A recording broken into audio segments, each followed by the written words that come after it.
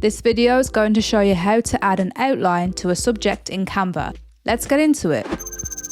Hopping right into Canva here, I have a demo thumbnail that I want to add an outline to the subject in this image. We can do this by clicking on our lovely subject here, going over to Edit Photo, scrolling down and choosing Shadows. In this menu, we then want to go over to the outline option, and as you can see, we have a black outline around the edge of our subject. But I want to change the colour of this. We can do this by scrolling down and selecting the colour option, and I'm going to change this to a white to make it pop a little bit more. We can also change the size of this outline. You can make it extreme or not as extreme.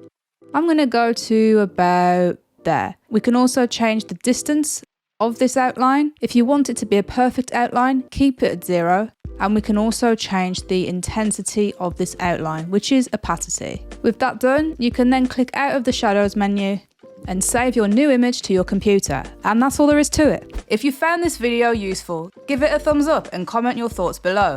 And for more Creative Fix tutorials, hit that subscribe button and I'll see you in the next one.